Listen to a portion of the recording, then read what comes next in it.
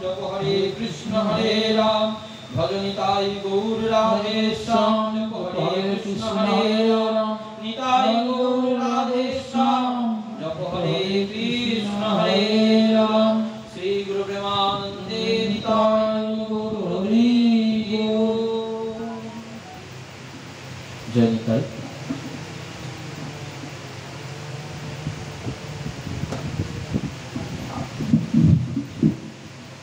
जय निताई जय गौर जय जय श्री राधारमण। उपस्थित सकल साधुगुरु वैष्णव भक्तबृंद सकले श्रीचरणे আমার অনন্ত কোটি দণ্ডবত প্রণতি জ্ঞাপন করি। আজকে বিশেষ তিথি শ্রী শ্রী ঠাকুর নামাচার্য ঠাকুর শ্রী শ্রী হরিদাসের নির্যান মহোৎসব। ঠাকুর শ্রী শ্রী হরিদাসের শ্রীচরণ বন্দনা করে प्रेमावतार गौर हरि और श्रीमद नित्यानंद प्रभुर चरण वंदना पूर्वक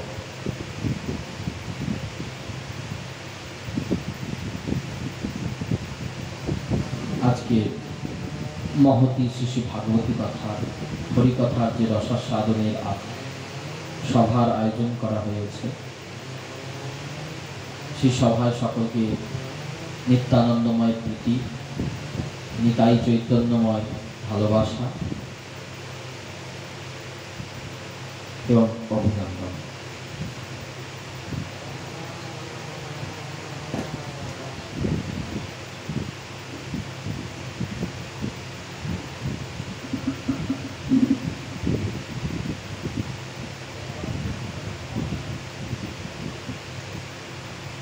कलिजुग पावन अवतार दया ठाकुर आमार नवद्वीप गौरव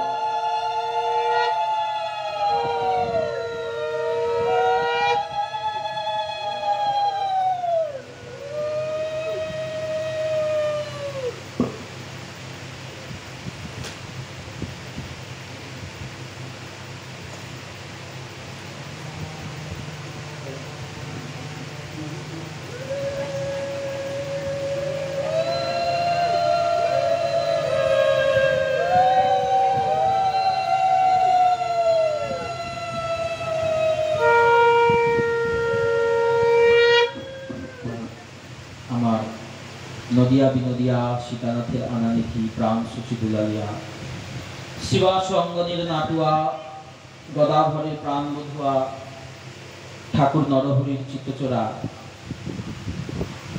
गोपाल भट्टेर प्राणधन काशी मिश्रालयबासी सार्वभौमेर चैतन्य दाता प्रताप रुद्रेर त्राणकारी रामरायेर चित्तचोर स्वरूपेर सरबश गम्भीरार गुप्तनिधि प्राण गौरांग महानिधि कृपा करे कलिजुगेर प्रथम सन्ध्याय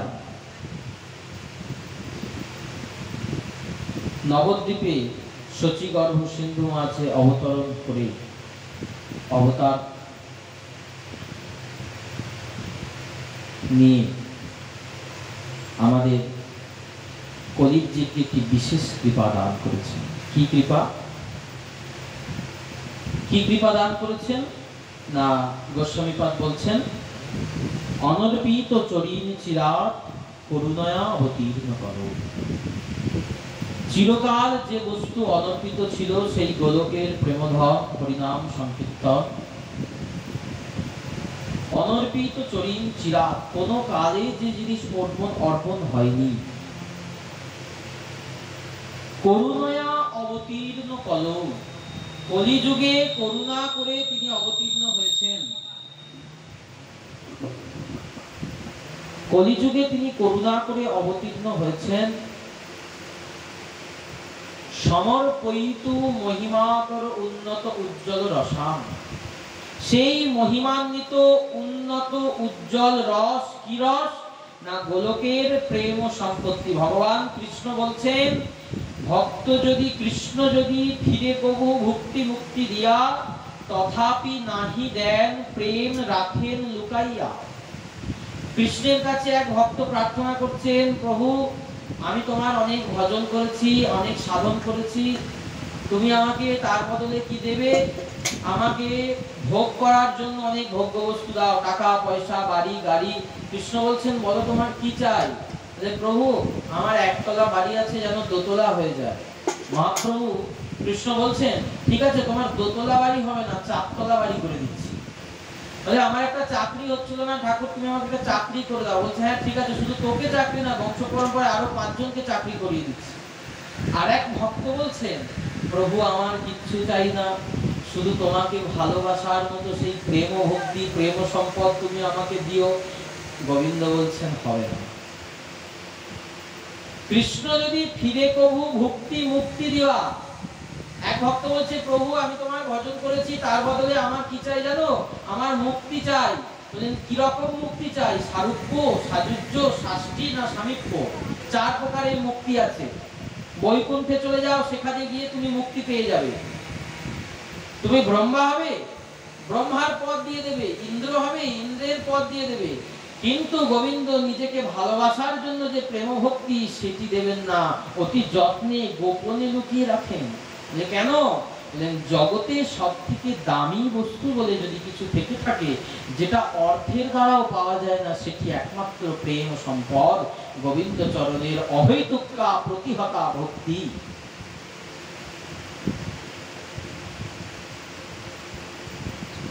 প্রভু নাহি দেন প্রেম রাখেন লুকাইয়া। তখন তিনি কি করছেন? যদি তুমি প্রেম পেতে চাও, তাহলে তোমাকে অনেক পরীক্ষা দিতে হবে, অনেক পরীক্ষা দিতে হবে, অনেক পড়াশোনা করতে হবে। যত বেশি বেশি তুমি পড়াশোনা করতে পারবে, যত বেশি বেশি তুমি পরীক্ষা দিতে পারবে, তত গোবিন্দের প্রেম পাওয়ার জন্য তুমি গোবিন্দের নিকট হবে। যদি পরীক্ষা দিতে না পারি, তাহলে গোবিন্দের প্রেম পেতে পারবো না। এই জন্য কৃষ্ণ ভক্তদের জীবনে অনেক পরীক্ষা থাকে। কেন পরীক্ষা? ভজন করলে তোমায় পরীক্ষা দিতে হবে। সেই পরীক্ষা দিলে গোবিন্দ তোমাকে প্রেম সম্পত্তি দেবেন, অন্যথা দেবেন না। গেলাম কৃষ্ণের চরণে ফুল আর তুলসী দিয়ে দিলাম, আর হাত পাতলাম, গোবিন্দ আমাকে তার প্রেম ভক্তি দিয়ে দেবেন। আর যতদিন না প্রেম ভক্তি লাভ হচ্ছে, ততদিন এই জীবনে আসতে হবে আর যেতে হবে, আসতে হবে যেতে হবে। প্রেম সম্পদ ছাড়া এই স্থির হবে না। সম্বন্ধ লক্ষণা ভক্তি বিনা জীব নাহি পারে স্থির হইতে। আমার বাবাজি মহারাজ তার কীর্তনে বলছেন। তাহলে কি রকম? বলছে, একটা নদীতে নৌকো বাঁধা আছে, নৌকো রাখা আছে। নৌকোটা কি করছে? নদীর ঢেউতে একবার এই পারে এসে আছাড় খাচ্ছে, একবার ওই পারে গিয়ে আছাড় খাচ্ছে, কারণ নৌকোটা তো বাঁধা নেই। একবার এই পারে ঠেকা খাচ্ছে, ওই পারে ঠেকা খাচ্ছে। তাহলে নৌকোটা কি করলে ঠেকা খাওয়াটা বন্ধ হবে? নৌকোটিকে একটা দড়ি দিয়ে যদি শক্ত কোনো গাছের সাথে বেঁধে দেওয়া হয়, তবে তো নৌকোটা এপার ওপার করবে না। আমাদের মনটা হচ্ছে ওই নৌকো, আমাদের এই জীবনটা হচ্ছে ওই দেহ তরি। ওই দেহ তরিটা আছাড়ি বিছাড়ি খাচ্ছে কোথায়? বলে, একবার জীবনের তটে, একবার মরণের তটে। একবার জন্মাচ্ছি, একবার মরছি। পুনরপি জননম পুনরপি মরণম পুনরপি জননী জঠরে শয়নম। ওই জন্মাতে হচ্ছে, ওই মৃত্যু হচ্ছে, ওই মাতৃগর্ভের যন্ত্রণা সহ্য করছি, আবার সংসারে আসছি, সংসারে এসে নানাবিধ যন্ত্রণা ভোগ করছি। কিন্তু কখনো মনে করছি না যে আমাকে সংসার থেকে গোবিন্দ চরণে যেতে হবে। আমি গোবিন্দের চরণে ছিলাম, সেখান থেকে ভুল করে এখানে এসে পড়েছি, আমাকে সেখানে গিয়ে ফিরতে হবে, তার জন্য চেষ্টা করছি। এরকম কি ব্যাপার? একজন চাকর ছিলেন, এক বড় মালিকের বাড়িতে কাজ করতেন। সে মাস গেলে সারা মাস মালিকের বাড়িতে চাকরি করে 5 টাকা মাইনে পায়। এখন সেই 5 টাকা মাইনে পায়। একদিন সে একটা লটারির টিকিট কেটেছে, আর লটারির টিকিট কেটে সেই লটারিতে তার 1 লক্ষ টাকা পড়েছে। কারণ সেই 1 লক্ষ টাকা কাগজটা মালিকের বাড়িতে এসেছে যে আপনার বাড়িতে যে কাজ করতো সে 1 লক্ষ টাকা পেয়েছিল। মালিক ভাবছে যে সারা মাসে কাজ করে 5 টাকা মাইনে পায়, তাকে যদি বলি তুই লটারিতে 1 লক্ষ টাকা পেয়েছিস, সে তো শুনেই মরে যাবে, অত টাকা তো চোখে দেখেনি। তাহলে ওকে এমন করতে হবে, একটু একটু করে টাকাটা দিতে হবে। মালিক সই করিয়ে টাকাটা নিয়ে নিয়েছে। নিয়ে একদিন ভাবছে টাকাটা কিভাবে দেওয়া যায়, কিভাবে টাকাটা দেওয়া যায়। একদিন তাকে ডেকেছে, ওকে শোন, খুব করে দুটো গালে থাপ্পড় দিয়েছে। এত মার মেরেছে, রাত্রেবেলা তার জ্বর এসে গেছে। এখন জ্বর এসে গেছে, রাত্রে গো গো করছে বিছানায় শুয়ে। মালিক তার ঘরে গিয়ে মাথায় হাত বুলিয়ে দিয়ে বলছে, কি রে, খুব লেগেছে না? হ্যাঁ মালিক, খুব লেগেছে। আপনি এত জোরে মেরেছেন, খুব লেগেছে। বলছে, এই নে 10 টাকা রাখ। 10 টাকা দিয়েছি। সে ভাবছে, বাবা আমি সারা মাস কাজ করলে 5 টাকা পাই, আর আজকে দুঘা মেরে আমাকে 10 টাকা দিতে আসছে, ব্যাপারটা কি? এরকম দিন যায়। আবার সপ্তাহখানেক পর আবার খুব মেরেছে, সেদিন আরো বেশি জ্বর এসেছে। সেই মাথায় হাত বুলিয়ে দিয়ে বলছে, কিরে খুব লেগেছে? হ্যাঁ মারলে তো লাগবেই। তা 25 টাকা রাখ। 25 টাকা দিয়েছে। বলছে, বাবা কি ব্যাপার, যেদিনই মারে সেই দিনই পয়সা দিয়ে যায়। এরকম করে করে 4-5 দিন মেরেছে। শেষ দিনে 100 টাকা হাতে দিয়েছে। বলছে, 100 টাকা? আমি তো 1 বছর কাজ করলে 100 টাকা পাবো না, আর একদিন মার খেয়েছি তাতে 100 টাকা? মার খাওয়া ভালো, কারণ মার খাই 100 টাকা তো পাই। মার খাই কিন্তু 100 টাকা তো পাই। আমাদের অবস্থা সেই রকম। সংসারে মার খাই, সংসারে জ্বালা ভোগ করি, কিন্তু সংসারটা তো সুখের লাগে। সংসারটা কি কখনো আমাদের দুঃখের মনে হয়? আমার ঠাকুর মহাশয় বলছেন, সংসার স্বপ্ন মানো।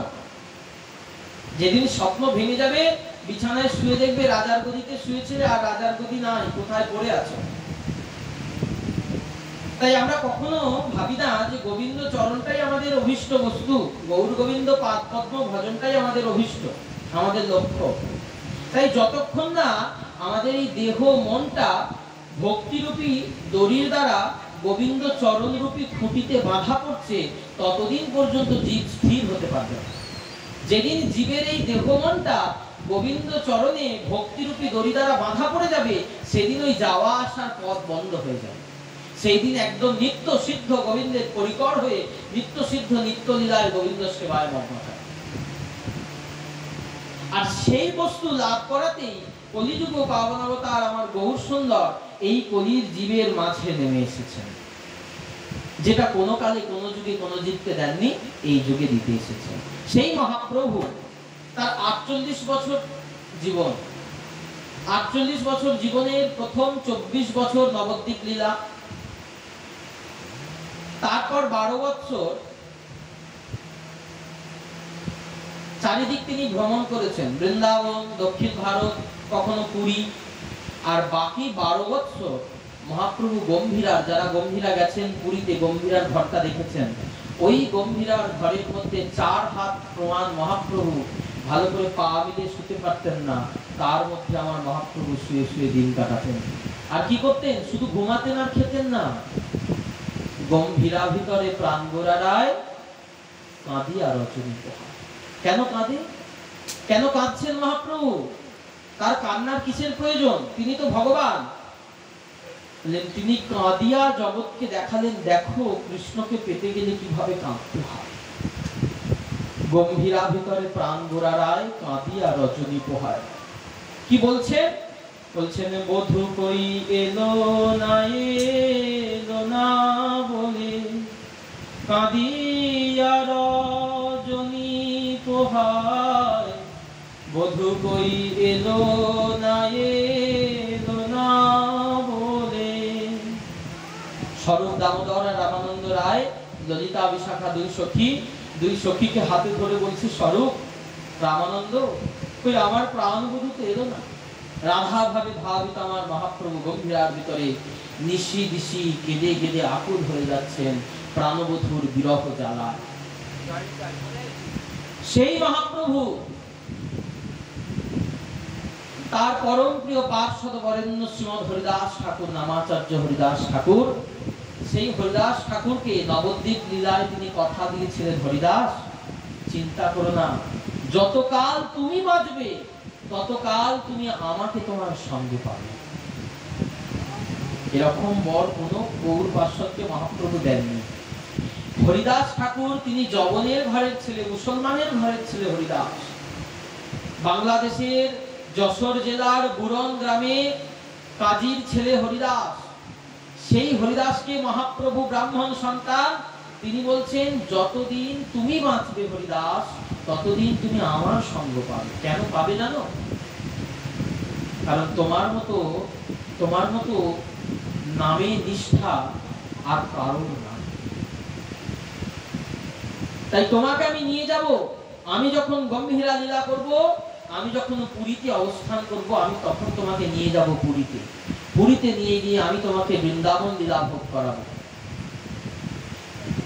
সেই হরিদাস ঠাকুর ব্রত নিয়েছিলেন 3 লক্ষ নাম, 3 লক্ষ হরিনাম করে তবে হরিদাস ঠাকুর জলস্পর্শ করতেন। সেই হরিদাস কোথায় আছেন? ঠিক গম্ভীরার পিছনে কাঁটা ঝোপের ঝাড়যুক্ত একটা বাগান। সেই কাঁটা ঝোপ ঝাড়যুক্ত একটা বাগান, একটা বনের মধ্যে মহাপ্রভু হরিদাস ঠাকুরকে ঠাঁই করে দিয়েছেন। কেন করে দিয়েছেন? তৎকালীন দিনে পুরীতে কোনো মুসলমানের প্রবেশ নিষেধ ছিল। পুরীর মন্দিরে জগন্নাথকে দর্শন করতে পারবে না কোনো জগৎ। তার জন্য হরিদাস ঠাকুর যাদেরকে মুসলমান, এটা যদি জানাজানি হয়ে যায় পুরীতে, তাহলে হরিদাস ঠাকুরকে আর পুরীতে কেউ থাকতে দেবে না। তাই গম্ভীরার পিছনে গুপ্ত একটা বাগানের মধ্যে তিনি রাখতেন। হরিদাস তত্ত্বটাই তো গুপ্ত, হরিদাস তত্ত্বটা ব্যক্ত নয়, গুপ্ত তত্ত্ব, প্রাণে প্রাণে অনুভব করতে হয়। তাই জন্য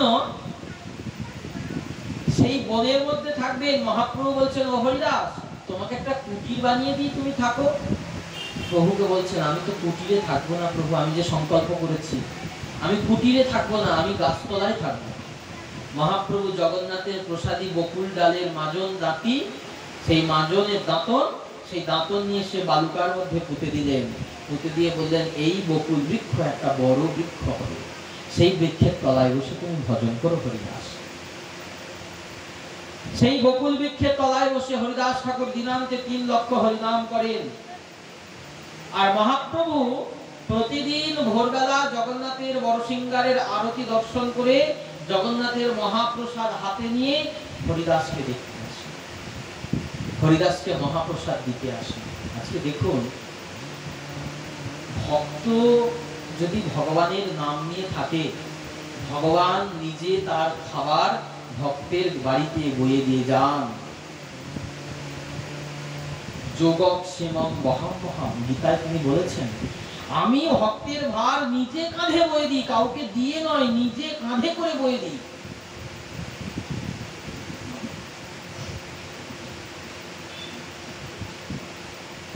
হরিদাস ঠাকুর বসে বসে হরিনাম করতেন, আর আমার মহাপ্রভু হরিদাস ঠাকুরের জন্য মহাপ্রসাদ নিয়ে এসে দিতেন। আজকে মহাপ্রভু আসেননি হরিদাসকে মহাপ্রসাদ দিতে, গোবিন্দকে পাঠিয়েছেন। গোবিন্দকে হরিদাস দিয়ে মহাপ্রসাদ দিয়ে হরিদাস ঠাকুরের কাছে পাঠিয়েছেন। হরিদাস, গোবিন্দ হরিদাস ঠাকুরের কুটিরে এসে দেখছেন হরিদাস ঠাকুর শুয়ে শুয়ে মালা করছে। চৈতন্য চরিতামৃতকার কৃষ্ণদাস কবিরাজ গোস্বামী বর্ণনা করছেন তার লেখনীর মাধ্যম দিয়ে। একদিন গোবিন্দ মহাপ্রসাদ লইয়া হরিদাসে দিতে আইলা আনন্দিত হইয়া। গোবিন্দ দেখে হরিদাস ঠাকুর করিয়াছেন স্বয়ং মন্দ মন্দ করিতেছেন সংখ্যা সংকীর্তন। গোবিন্দ এসে দেখলেন হরিদাস স্বয়ং করে মৃদু মৃদু সুরে মহামন্ত্র করছে। গোবিন্দ কহে, উঠো আসি করহ ভোজন। গোবিন্দ বলছে, হরিদাস, তোমার জন্য মহাপ্রভু প্রসাদ পাঠিয়েছেন, ভোজন করতে না? হরিদাস ঠাকুর একটুখানি ঘাটটা তুলে চেয়ে দেখলেন গোবিন্দের মহাপ্রসাদের দিকে। গোবিন্দ, মহাপ্রসাদ আনিয়াছ?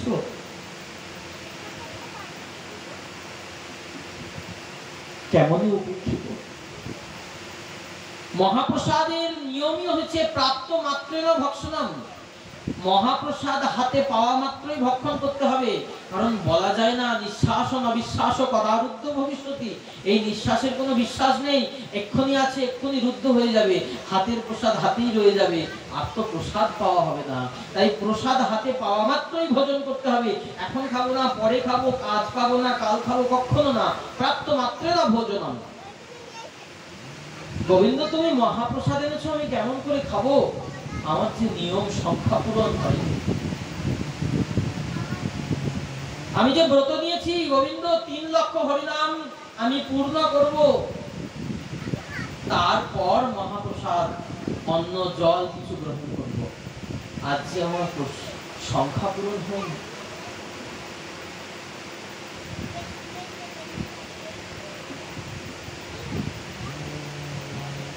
কিন্তু মহাপ্রসাদ এনেছো, মহাপ্রসাদ তো কেউ যদি প্রসাদ দেয় না বলা যাবে না, মহাপ্রসাদের অবজ্ঞাও তো করা উচিত না, কারণ মহাপ্রসাদ সাক্ষাৎ ভগবান।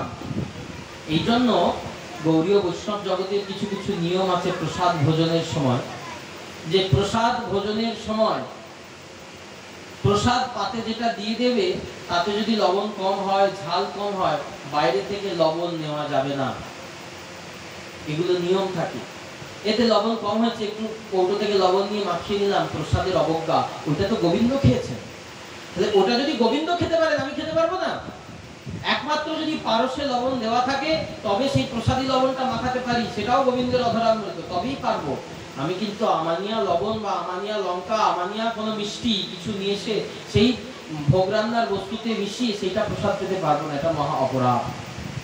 মহাপ্রসাদকে যে জায়গাটায় রেখে আমরা পাবো মহাপ্রসাদ, সেই জায়গাটা পায়ের ধুলোতে যেন ধুলো ধূসরিত না থাকে, সেই জায়গাটা পরিচ্ছন্ন করে মুছে নিয়ে তার উপর মহাপ্রসাদ রেখে খেতে হবে, এতটাই মহাপ্রসাদের প্রতি বিচার রাখতে হবে। আমার বাবাজি মহারাজ, দাদামশাই, সখীমা, এনারা প্রত্যেককে দেখিয়েছেন প্রসাদের কি মাহাত্ম্য, প্রসাদের কি বিচার। একটা সত্য ঘটনা বলি, পুরীতে ঝাঁঝপিটা মাঠে আমার দাদামশাই আছেন, নবদ্বীপ দাস প্রভু আছেন দাদামশাইয়ের সহসঙ্গী। নবদ্বীপ দাস প্রভু একটা পাবলিক বাথরুম, রাস্তার ধারে যে বাথরুমগুলো থাকে সেই পাবলিক বাথরুমে গিয়ে দেখছে কেউ একজন বমি করেছে সেই বাথরুম করা জায়গাটার উপরে। নবদ্বীপ দাস প্রভু সেই জায়গা থেকে গোটা গোটা ভাতগুলো দেখছে পড়ে আছে, জায়গা থেকে ভাতগুলো তুলে নিয়ে জলে ধুয়ে সেইগুলোকে মহাপ্রসাদ বলে প্রণাম করে খাচ্ছে, আর দাদামশাই দেখে ফেলেছে। নবদ্বীপ, তুমি কি করছিস ভাই? সে তো মহাপ্রসাদ, পুরীতে যদি কেউ খেয়ে বমি করে সে তো মহাপ্রসাদ খেয়েই বমি করেছে। এই মহাপ্রসাদ এমন নোংরা জায়গায় পড়ে থাকবে, মহাপ্রসাদ তো সাক্ষাৎ ভগবৎ স্বরূপ, তার উপরে আমি কিভাবে বাথরুম করবো, প্রসাদ করবো? তাই আমি মহাপ্রসাদ গুলো আমি খাচ্ছি। দাদামশাই নবদ্বীপ দাস প্রভুকে জড়িয়ে ধরে বলছে, ওরে নবদ্বীপ, তোর মতো মহাপ্রসাদের নিষ্ঠা তো আমার হলো না। এইরকম জায়গা থেকে তুলেও মহাপ্রসাদ, অপরের বমি সেই মহাপ্রসাদ, এটা গল্প নয়, সত্য কথা। মহাপ্রসাদ তুলে তিনি খাচ্ছেন। কতটা মহাপ্রসাদের প্রতি ভক্তি না থাকলে এই জিনিসটা আচরণ করা হয়। তাই হরিদাস বলছেন, গোবিন্দ তুমি মহাপ্রসাদ এনেছো, আমি কেমন উপেক্ষিত। এত বলি মহাপ্রসাদ করিল বন্দন। হরিদাস ঠাকুর গোবিন্দের হাত থেকে এক রঞ্জ মহাপ্রসাদ, এক রঞ্জ মানে এক কণা, এক দানা মহাপ্রসাদ নিয়ে প্রণাম করে, বন্দন করে, স্তুতি করে জিহ্বায় দিয়ে বলছেন, গোবিন্দ আজকে তুমি বাকিটা ফেরত নিয়ে যাও। আমার বাবাজি মহারাজ আখর দিয়ে বলছেন, গো মুখের কথায় কি গৌর মেলে?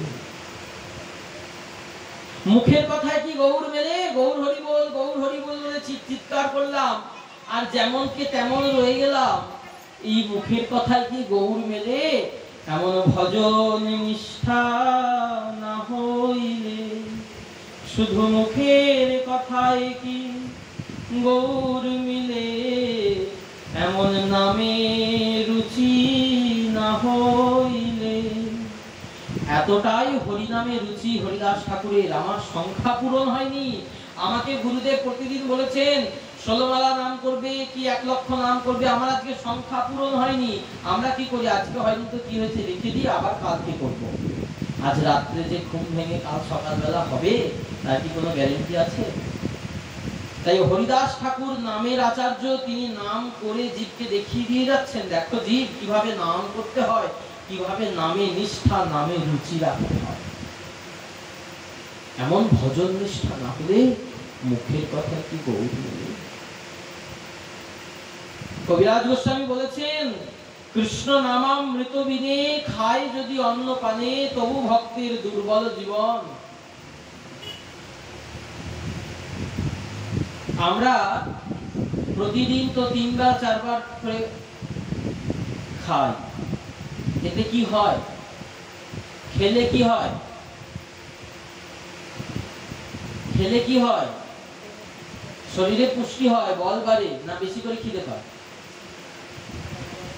খেলেই বেশি করে খিদে পায়, দেহে পুষ্টি হয়।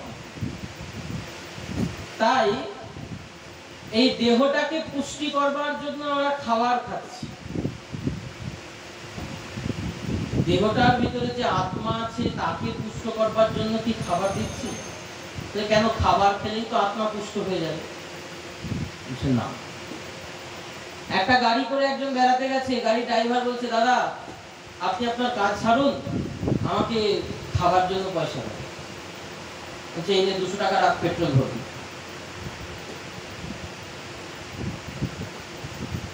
200 টাকা দিয়েছে পেট্রোল ভরবার জন্য। বলছে কেন পেট্রোল? 200 টাকা দিয়েছে খাবার জন্য। তখন খাবার জন্য পয়সা দিয়ে বলছে আর 200 টাকা দেন, পেট্রোল ভরবো কি করে, গাড়ি তো পেট্রোল শেষ হয়ে গেছে। বলছে কেন, তুই খেলে গাড়ি চলবে না? তোকে তো খাবার পয়সা দিলাম, তুই খেলে গাড়ি চলবে না? বলছে কেন, আমি তো আলাদা লোক, গাড়ি তো আলাদা লোক। গাড়ি চলে পেট্রোলে, আর আমি চলি ডাল ভাত সবজি রসা শুক্তো, মালপো পোলাও এইসব। তাহলে বোধ এই দেহটা হচ্ছে গাড়ি, আর দেহের ভিতর ড্রাইভার বসে আছেন কে? আত্মারাম গোবিন্দ।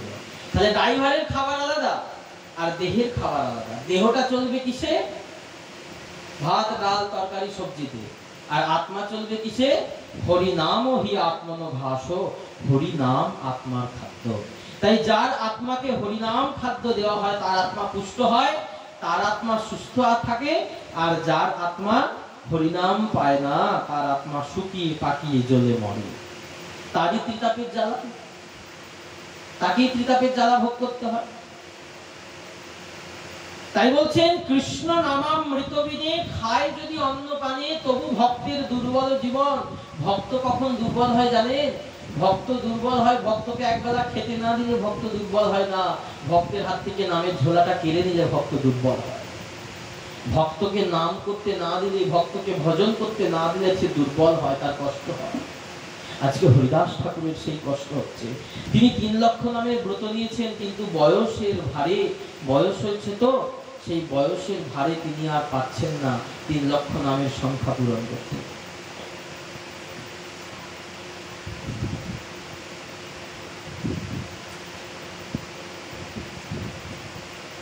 এই বলে গোবিন্দ হরিদাসের কাছ থেকে সেই প্রসাদের একটু কণা নিয়েছেন হরিদাস, বাকি প্রসাদটা গোবিন্দের হাতেই রয়ে গেছে। সেই প্রসাদ নিয়ে মহাপ্রভুর কাছে ফিরে এসেছেন হরিদাস। এই গোবিন্দ এসে মহাপ্রভুকে বলছেন, প্রভু তোমার হরিদাসের মনে হচ্ছে শরীর খারাপ, কিছু হয়েছে। দেখছি প্রতিদিন বসে নাম করে, আজকে দেখি শুয়ে শুয়ে মৃদু মৃদু নাম করছে। প্রসাদ দিলাম, কিন্তু প্রসাদ একটুখানি নিয়ে প্রণাম করে জিভে দিল, আর দিল না, বললো আমাকে চলে যেতে। পরের দিন আর মহাপ্রভু থাকতে পারেনি, নিজে এসেছেন। আর দিন মহাপ্রভু তার ঠাঁই আইলা, প্রভু আমার নিতুই আসে গো, হরিদাসে দেখবা দিতে আসে, প্রভু আমার নিতুই আসে। হরিদাসে দেখবার জন্য প্রভু আমার প্রতিদিন আসে। কেন দেখবে না বলো? হরিদাসের মতো মূর্তি তো আর হয় না। সারা ভারতবর্ষ ঘুরে ফেললেও হরিদাসের মতো মূর্তি হয় না। ওই নাম প্রেমে গড়া তনু আর একটাও হবে না, একমাত্র হরিদাসেরই হবে। তাই তো সেই নামের মূর্তিকে দেখতে হরিদাস ঠাকুরের কাছে প্রতিদিন আমার মহাপ্রভু আসেন। তার প্রাণের প্রিয় হরিদাসে তিনি দেখতে আসেন না দেখা দিতে আসেন? মহাপ্রভু হরিদাসকে দেখা দিতে আসেন না তিনি হরিদাসকে দেখতে আসেন? বলছেন দেখা দিতে আসেন, সব থেকে বড় দেখতে আসেন। মহাপ্রভু দেখা দিতে আসাটা বড় কথা নয়, হরিদাসকে দেখতে আসেন। কেন দেখতে আসেন? হরিদাসের মনে একটা ভাব আছে, হরিদাস ওই সিদ্ধ বকুলের তলা থেকে আর কোথাও বেরোন না। কেন বেরোন না? হরিদাস এতটাই দৈন্যের মূর্তি, তিনি ভাবেন আমি তো জগন, আমি তো মুসলমান, কোন জগন্নাথের পান্ডার গায়ে যদি আমার গা থেকে যায়, সেই ছোঁয়া শরীর নিয়ে সে তো জগন্নাথের সেবা করবে। আমি অদৃশ্য অস্পৃশ্য, আমায় দেখে যাবে শ্রীমন্দিরে, করবে জগন্নাথের সেবা, আমি হব অপরাধী। তারা তো কিছু জানবে না, আমি হব অপরাধী। তারা জানবে না, জগন্নাথের পান্ডা তো জানবে না ও মুসলমান কি হিন্দু। ওর গায়ে গা থেকে গেল, নিঃশ্বাস তার গায়ে লাগলো, সে অসুচি অবস্থায় আবার জগন্নাথের গিয়ে সেবা করবে, আমার অপরাধ। আমি তো জানি, তারা না জানো। তাই এই স্বভাবে থাকেন নির্জন হরিদাস মহাদৈন্যে, এই স্বভাবে থাকেন নির্জন। কোথায় থাকেন? ওই যে বলেছি গম্ভীরা নিকটে নির্জন বনে, এই স্বভাবে থাকেন নির্জন। তা থেকে কি করেন? ওই যে নিশি দিশি করেন সাধনে, নিশি দিশি, রাতের বেলা দিনের বেলা, সারা দিন রাত তার ঘুম নেই হরিদাসে। হরিদাস ঘুমাতেন না, এক দণ্ড হরিদাস ঘুমাতেন না।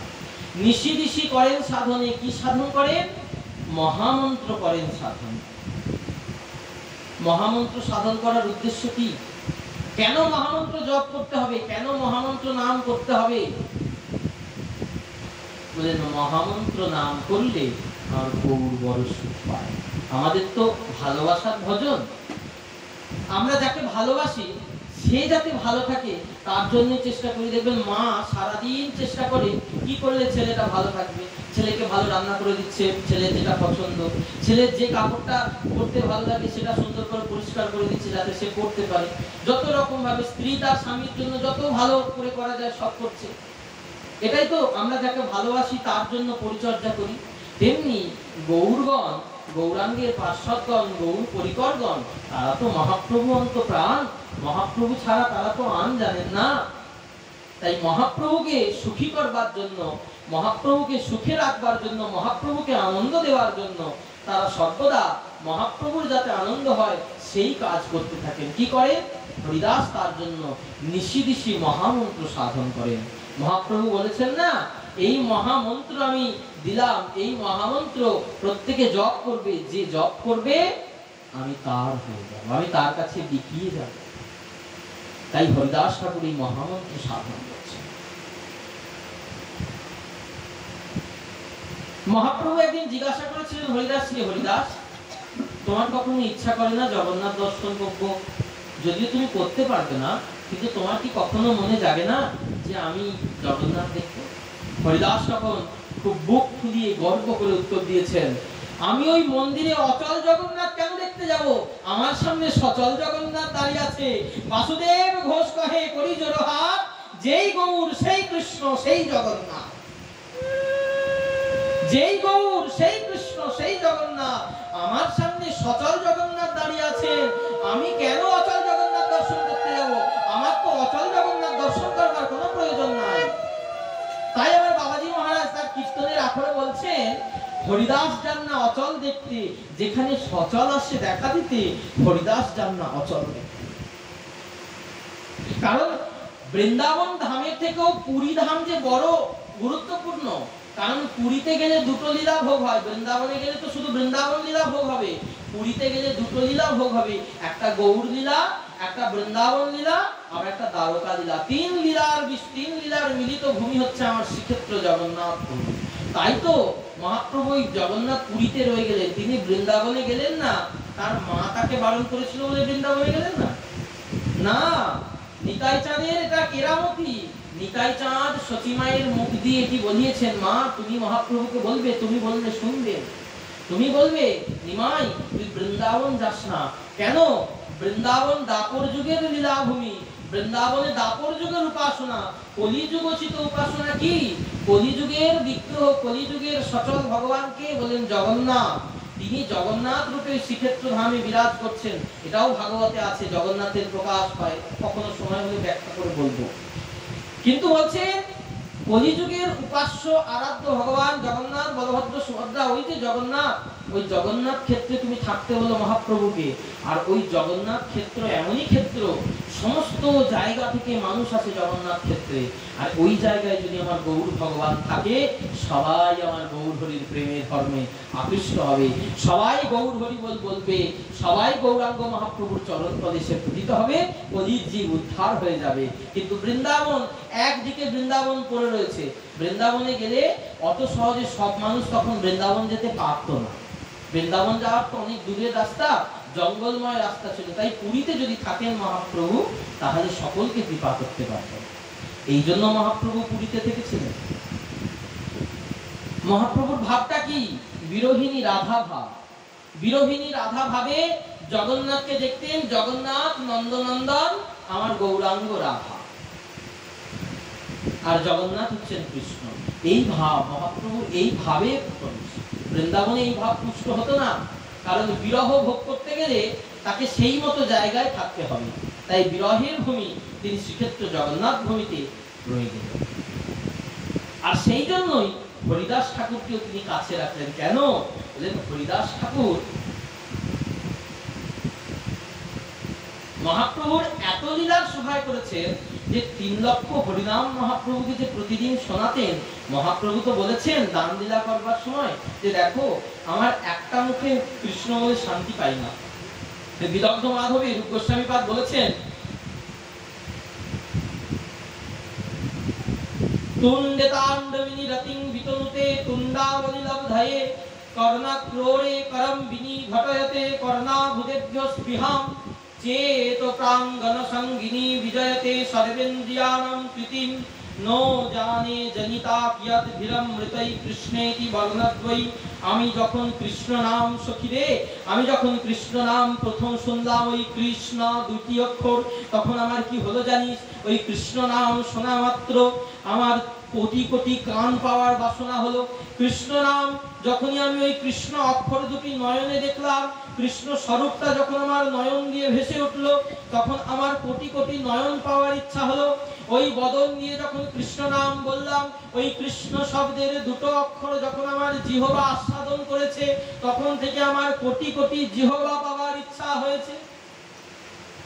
কর্ণের ভিতর দিয়া মরমে পশিল গো, আকুল করিল মন প্রাণ, সখীকে বাসনাইল শ্যামন। কর্ণের ভিতর দিয়া মরমে পশিল গো, আহায় আকুল করিল মন প্রাণ। না জানি কতেক মধু ওই শ্যাম নামে আছে গো, আরে মন প্রাণ করে উচাটন, সখীকে বাসনাইল শ্যামনা। কে শোনাবে শ্যামনা? যেদিন থেকে কৃষ্ণ নাম কর্ণ মন্দিরে রীতিমূলে প্রবেশ করেছে, সেদিন থেকে আমি আজ ঠিক থাকতে পারি। তাই মহাপ্রভুর তো কৃষ্ণ নামেই সুখ। বিরোহিনী রাধা, রাধারানীর দশমী দশা, রাধারানীর দেহে আর প্রাণ নেই, শুধু গো গো করছেন। তখন যোগমায়া পূর্ণমাসী বিশাখা দেবীর কানে গিয়ে হরে কৃষ্ণ মহামন্ত্র দিলেন। সেই মহামন্ত্র নিয়ে গিয়ে বিশাখা রাধারানীর কানে কানে বলছেন, হরে কৃষ্ণ হরে কৃষ্ণ কৃষ্ণ কৃষ্ণ হরে হরে, হরে রাম হরে রাম রাম রাম হরে হরে। রাধারানী চোখ মেলে তাকিয়েছেন। রাধারানী চোখ মেলে দেখছেন আমার বধূ এসেছে বিশাখা। যেই কৃষ্ণ বলে ডাকার পর কাউকে দেখতে পাচ্ছেন না, আবার অচেতন হয়ে পড়েছে। আমার বাবাজি মহারাজ মহামন্ত্রের নামের রহস্য ব্যাখ্যায় বললেন, মহামন্ত্র মহাসুর ব্রজলীলা রসপু। এই মহামন্ত্র মহাসুর যেটা ব্রজলীলার রসকে তোমার মধ্যে পূরিত করে পাঠাবে। ওই মহামন্ত্রের মধ্যে ব্রজলীলার সমস্ত রস পুর আকারে দেওয়া রয়েছে। বাইরে থেকে মহামন্ত্র করছো, হরে কৃষ্ণ বলছো, নিরস লাগছে, কিন্তু ওই পুর পিঠে করে না শীতকালে, ভিতরে কি সুন্দর নারকেলের মিষ্টি মিষ্টি পুর থাকে। বাচ্চা ছেলেকে মা এখন পুর পিঠে খেতে দিয়েছে। বাচ্চা ছেলে কি করে খায়? চুষে চুষে খাচ্ছে, তো কামড়াতে জানে না। চুষে চুষে খেয়ে 2টো পিঠে ফেলে দিয়েছে। মা দেখে বলছে, আরে ফেলে দিয়েছিস কেন? কিছু তো স্বাদ পাচ্ছে না, কিছু ভালো লাগছে না খেতে, কেমন রসকস নেই। বলছে কামড় দে, চিবা, কামড়ে চিবলে তবে তুই ভেতরের মিষ্টি নারকেলের পুরটা পাবি। এই মহামন্ত্র মহাসুর, এর মধ্যে ব্রজলীলার রস পূরিত করে পুর করে দেওয়া রয়েছে। মহামন্ত্র যে যত জপ করবে, যত জিহ্বায় উচ্চারণ করবে, তত রস আস্বাদন, তত রস পাবে। না চিবালে রস পাওয়া যাবে না। বাইরে থেকে চুষে ফেলে দিলে কি হবে? নিরস বলে ফেলে দিয়ে চলে যাবে। কাক কি করে? বেলে ঠোকর মারে। বেলে ঠোকর মেরে বলে বেল খেতে ভালো না। কাক তো বেল খেতে পারে না, কিন্তু যে বেল ফাটিয়ে খায় সে বোঝে বেলের মধ্যে কত মিষ্টি আছে। কাক ওই নিম ফল খেয়ে কাক বলে কি, আহ নিম ফল কত ভালো খেতে, আর বেলে ঠোকর মেরে কাক বলে বেল ভালো না। অথচ বেলের মধ্যে তো মিষ্ট সুস্বাদু শাঁস থাকে, নিম ফলের মধ্যে কি থাকে? তেতো। তাই মহামন্ত্রের সাধন করছেন হরিদাস মহাপ্রভুকে সুখ দেবার জন্য। আর মহাপ্রভু তার প্রতিদান স্বরূপ হরিদাসকে কি দিচ্ছেন? সচল জগন্নাথ রূপে হরিদাসকে কৃপা করছেন। দুই স্বরূপে বিহারী, নীলাচলের নীলপুরে দুই স্বরূপে বিহারী। কি কি স্বরূপ? এক হচ্ছেন সচল জগন্নাথ, এক হচ্ছেন অচল জগন্নাথ। গৌর আর জগন্নাথ দুই স্বরূপ। তাহলে দুটো যদি স্বরূপ হয়, দুটো স্বরূপের কৃপাটা দুই রকম হবে। জগন্নাথের কৃপা আর মহাপ্রভুর কৃপা, দুই কৃপাটা দুই রকম হবে। বাবাজি মহারাজ আস্বাদন করছেন দুই স্বরূপের দুই দান। সচল দেনে নাম প্রেমামৃত, অচল দানে অধরামৃত। জগন্নাথ কি পাঠাচ্ছেন? অধরামৃত মহাপ্রসাদ। আর সচল কি করছে মহাপ্রভু? সেইটাকে অধরামৃত করে প্রেমামৃত মিশিয়ে আবার দিচ্ছেন। তাহলে অচল দেন অধরামৃত, সচল দেন নাম প্রেমামৃত। মহাপ্রভু জগন্নাথের মহাপ্রসাদ এনে নিজে পাচ্ছেন, সেই এটো প্রসাদটা হরিদাসকে পাঠাচ্ছেন। তাহলে আরো বেশি কৃপা হলো না? প্রসাদ যত নিচে নামে তার কৃপা তত বাড়ে। ভগবান প্রসাদ পেলেন, সেটা হলো প্রসাদ। সেই প্রসাদ যখন গুরু বৈষ্ণব পেলেন, সেটা হলো মহাপ্রসাদ। সেই প্রসাদ যখন ভক্তমণ্ডলী পেল, সেটা হলো মহাপ্রসাদ। সেই প্রসাদ যখন কুকুর বিড়াল কীট পতঙ্গ সকলে পেল, সেই প্রসাদ হলো মহাপ্রসাদ। তাহলে যত প্রসাদ নিচে নামবে তত কি হবে? এক একটা করে মহাযোগ হবে। তাই হরিদাস ঠাকুরকে মহাপ্রভু তার এটো প্রসাদ দিতে আসেন। তাই হরিদাস ঠাকুর এতেই বড় কৃপা। আমার বাবাজি মহারাজের কত সুন্দর আস্বাদন দেখুন। তিনি বলছেন, মহাপ্রভু না দেখা দিয়ে কি রইতে পারে? যে জন সঁপেছে সর্বস্ব তারে। হরিদাস ঠাকুরের জীবন মন প্রাণ সব তো গৌর চরণে সমর্পিত। হরিদাস ঠাকুর তো গৌর বিনা আর কিছু চান না। তাই তো মহাপ্রভু তার কাছে ছুটে আসেন। মহাপ্রভু তো অন্য কিছুর জন্য ছুটে আসেন না। মহাপ্রভুকে তো হরিদাস ঠাকুর দক্ষিণা দেন না। আমাদের কি বাড়িতে গুরু বৈষ্ণব আসেন, আমরা মনে করি হয়তো ভালো দক্ষিণা পাবেন, একটা চাদর পাবে, একটু চাল টাল পাবে, তার জন্য হয়তো ওনারা আসেন। কিন্তু না, মহাপ্রভু তো তার জন্য যান না। মহাপ্রভু কিসের জন্য যান?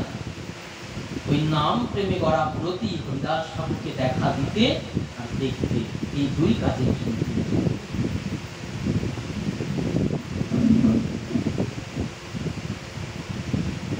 তাই হরিদাস ঠাকুর আজকে শয়ন করে আছেন, খুব কষ্ট। মহাপ্রভু হরিদাস ঠাকুরের কাছে এসে বলছেন, হরিদাস তুমি কি অসুস্থ? তোমার কি হয়েছে হরিদাস? কি হয়েছে তোমার? হরিদাসের মাথায় হাত বুলোচ্ছেন মহাপ্রভু, আর হরিদাস ঠাকুর মৃদু মৃদু স্বরে মহামন্ত্র কীর্তন করছেন। আচ্ছা, গৌর কি জানেন না হরিদাস ঠাকুরের কষ্ট হচ্ছে? হরিদাস ঠাকুরের এত শরীরে ব্যথা। মহাপ্রভু তো অন্তর্যামী, তার সমস্ত ভক্ত কার কি অবস্থা তিনি তো সবই জানবেন। তাহলে মহাপ্রভু এসে কেন এরকম করছেন, এই প্রশ্নটা আমাদের মনে জাগতে করে। আমার মহাপ্রভু জিজ্ঞাসা করবার প্রয়োজন কি, হরিদাস তোমার কি শরীর অসুস্থ? প্রভু সব জানেন, কিন্তু ভক্তের কাছে দেখবেন সবাই জানে আমার শরীর খারাপ, কিন্তু কেউ যদি আমি বিছানায় শুয়ে আছি, কেউ যদি জিজ্ঞেস করে কি শরীরটা খুব খারাপ, তখন আমরা কি বলি? হ্যাঁ খুব খারাপ। তখন কি মনের মধ্যে একটা ভালোবাসা থাকে। ভালো যে যাকে বাসে সে তার মাথায় হাত দিয়ে, মা দেখছে ছেলের শরীর খারাপ, মাথায় হাত বুলিয়ে দিয়ে বলছে, কি বাবার শরীরটা খুব কষ্ট হচ্ছে, দেখতে পাচ্ছে কষ্ট হচ্ছে, তো তো ভালোবাসার আদর দিয়ে, ভালোবাসার দরদ দিয়ে এই যে জিজ্ঞাসা করছে, এতেই অর্ধেক রোগ হয়তো নির্মূল হয়ে যাবে। এটাই হচ্ছে মহাপ্রভু। মহাপ্রভু একাধারে যেমন বাৎসল্য, মহাপ্রভু তো পঞ্চরসের রসিক, তাকে যে রস দেয় তিনি সেই রসেই তাকে ফেরত দেন। তাই মহাপ্রভু এখানে বাৎসল্য রস দিয়েই হরিদাসকে বাৎসল্য স্নেহী বলছেন, হরিদাস তোমার কি খুব কষ্ট হচ্ছে হরিদাস? মহাপ্রভু কি পারতেন না হরিদাসের মাথায় হাত বুলিয়ে হরিদাসের কষ্টটা ঠিক করে দিতে? তাহলে তো আরো কিছুদিন হরিদাস থাকতেন। কিন্তু ভক্ত যদি না বলে ভগবান কোনোদিন দেন না। ভক্ত মাধব ভগবানের খুব ভক্ত, জগন্নাথের খুব ভক্ত, নীলাচলের বিখ্যাত ভক্ত ভক্ত মাধব, ভক্তমালে আছে শুনে থাকবেন। ভক্ত মাধব জগন্নাথকে নিয়ে খুব খেলা করতো, জগন্নাথের সাথে বন্ধুত্বের সম্পর্ক, সখ্য প্রেম বন্ধুত্বের সম্পর্ক জগন্নাথের সাথে। একদিন জগন্নাথ বলছে, এই মাধব আর একটু কাঁঠাল খেতে ইচ্ছা হয়েছে, চল একটু কাঁঠাল পেরে আনি, কাঁঠাল খাবো। আমি কোথায় কাঁঠাল পাবো, আমার বাড়িতে তো কাঁঠাল গাছ নেই। বলছে ওই ওদের বাগানে কাঁঠাল গাছ আছে, কাঁঠাল রাত্রেবেলা তুই আমি পারবো, চুরি করে খাওয়ার মজাই আলাদা। বৃন্দাবনে গিয়ে কত ননি চুরি করে খেয়েছি, আর একটা কাঁঠাল চুরি করবো, অনেক দিনের ইচ্ছা। ওই রোজ আমাকে মন্দিরের ভিতরে পান্ডারা দরজা হেঁটে আর রোজ চলে যায়, আমার একটু ইচ্ছা হয় না মন্দির থেকে বেরিয়ে আমি একটু খেলাধুলা করবো? বৃন্দাবনে কত খেলাধুলা করেছি, এখানে কিছুই করতে পারে না, ওই দরজা বন্ধ করে সবসময় আমাকে বেঁধে রেখে দিল। জগন্নাথ ওখানে বাধা আছেন, নীলাচলে জগন্নাথ তো বাধা আছে, ইন্দ্রদুম্নের কাছে বাধা আছেন। আগে বিশ্বাবসুর কাছে ছিলেন, বললেন তারপর আমি ইন্দ্রদুম্ন রাজার পরিবারের কাছে বাধা থাকে, তা আমাকে তো বেরোতে দেয় না। আর জগন্নাথের তো পরিপাটির সেবা, একটু সেবারই হবে না, একদম নিয়ম মেনে সময় মেনে একদম সেবা, অল টাইম সেবা চলে যাচ্ছে জগন্নাথের। বৃন্দাবনে গোবিন্দ নাচেন, দ্বারকায় গিয়ে গোবিন্দ যুদ্ধ করেন, আর পুরীতে এসে গোবিন্দ খিদে পেলে খান। ওখানে খাওয়া মেলে না, খাওয়া মেলে এই পুরীতে এসে। ওই জন্য পুরীতে জগন্নাথের প্রসাদ 8 বার খায় জগন্নাথ, 56 ভোগ লাগে 8 বার।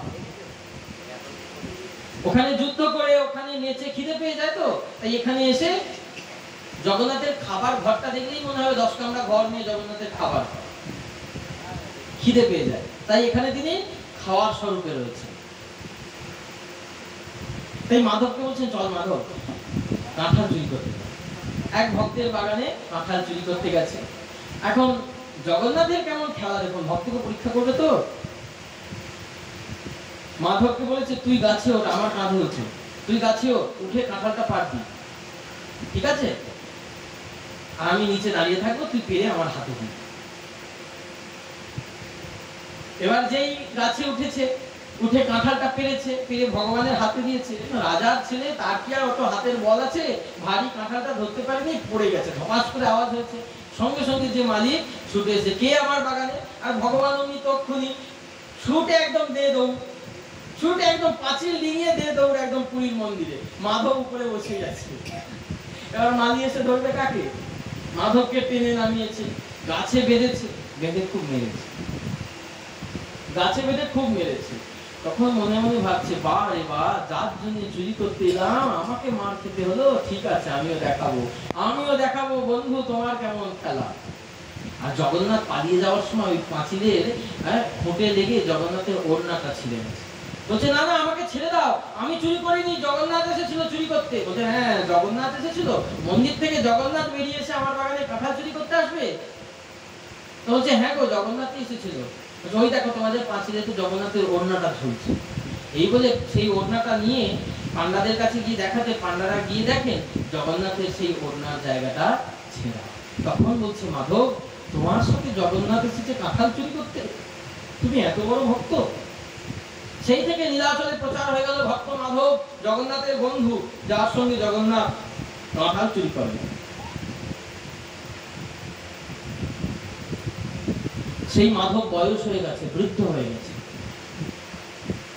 বনে জঙ্গলে একটা কুটির করে থাকেন। পেটে ব্যাধি হয়েছে, ঘন ঘন পায়খানা যেতে হয়, আমাশা ব্যাধি, এমন পায়খানা যেতে হয় বয়সকালে, আর শৌচ করতে পারছে না, জল দিয়ে শৌচ করবে সেইটার মতো আর তার অবস্থা নেই, হাতে করে অবস্থা নেই। মাধব বসে আছে, পায়খানা হয়ে যাচ্ছে, শৌচ করতে পারছে না। জগন্নাথ পেছন থেকে এসে ক্ষতি করে জল ঢেলে দিচ্ছে। কে জল ঢেলে দিচ্ছে? মাধব পিছন ফিরে তাকিয়ে দিচ্ছি, জগন্নাথ আমার ক্ষতি করে শৌচের জল ঢেলে দিচ্ছি। তুমি এসেছো বন্ধু, তুমি এসেছো আমাকে, তা তুমি পারো না আমার এই ব্যাধিটা ভালো করে দিতে? তাহলে তো তোমাকে এত কষ্ট করতে হয় না, এইরকম নোংরা কাজ তোমাকে করতে হয় না, তুমি তো পারো আমার ব্যাধিটা ভালো করে দিতে। জগন্নাথ তখন হেসে হেসে মাধবকে বলছে, আমি পারি ব্যাধিটা ভালো করে দিতে, কিন্তু তোমরা তো ব্যাধিটা ভালো করতে চাও না। তুমি কি চাও তোমার ব্যাধিটা ভালো হয়ে যাক? না প্রভু, আমি চাই না, আমি চাই না আমার ব্যাধিটা ভালো হয়ে যাক। কারণ ব্যাধিটা থাকলেই আমার মনে হবে এই দেহটা আমার অনিত্য, ব্যাধিটা দেহে থাকলেই মনে হবে এই দেহটা আমার নয়, এই দেহটাও আমাকে পরিবর্তন করতে হবে। আমার বাবাজি মহারাজ আক্ষর দিচ্ছেন, তারা দেহ ব্যাধি ব্যাধি না করে কৃপার দান করি, মানে দেহের ব্যাধিটা তারা ব্যাধি বলে মনে করেন না, তারা কৃপার দান মনে করে। মহাপ্রভু জগন্নাথ আমাকে কৃপা করে এই ব্যাধি দিয়েছেন, কৃপা করেছেন। এইটাই ভক্তের মনে। ভক্ত ভাবেন আমার ব্যাধি হয়েছে প্রভুর কৃপায়, অনন্ত জন্মের পাপরাশি আস্তে আস্তে নির্মূল হয়ে যাচ্ছে, তার জন্য আমার ব্যাধিটা হচ্ছে, ব্যাধি হয়ে ভগবান নির্মূল করে দিচ্ছেন। এই ব্যাধি যদি আমি ভগবানের কাছ থেকে চাই, প্রভু আমাকে ভালো করে দাও, তাহলে কি হবে জানেন? ওইটা সুদে আবার বাড়বে, জমা হয়ে গেল তো, প্রভু ভালো করে দিল, ওই জমা হয়ে গেল তো, ওটার উপর সুদ চেপে চেপে বাড়বে, আবার কোন জন্মে একটা বড় রোগ বড় কষ্ট এসে আমাকে ভোগাবে। অতএব যেটা প্রভু দিচ্ছেন সেটা ভোগে নাও। কর্মফলকে হাসি মুখে ভুগতে শিখতে হবে, কর্মফলে উজ্জমান হয়ে পড়লে হবে না। কর্মফল দিন খারাপ যাচ্ছে, আমার কর্মফলে আমি খারাপ দিন ভোগ করছি, সেটাকে আমাকে হাসি মুখে ভোগ করতে হবে। তখন ভগবান বলবেন, হর্ষ মর্ষ ভয় ক্রোধ স্থিতরেই মুনির উচ্চতে, যে হাসিতে কান্নায় ঝড়ে জলে সমানভাবে স্থির থাকে, সেই তো প্রকৃত ভক্ত, সেই তো মুনি স্থির। যাকে দুঃখ স্পর্শ করতে পারে না, যাকে সুখ স্পর্শ করতে পারে না, সেই তো স্থির ভক্ত, তারই তো গোবিন্দ চরণে মতি হয়েছে।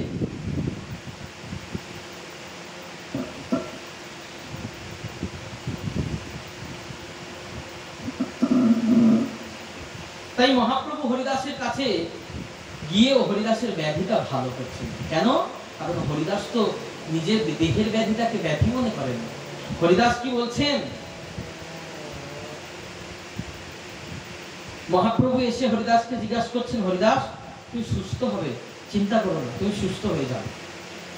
হরিদাস বলছে, প্রভু আমি সুস্থ কি হব?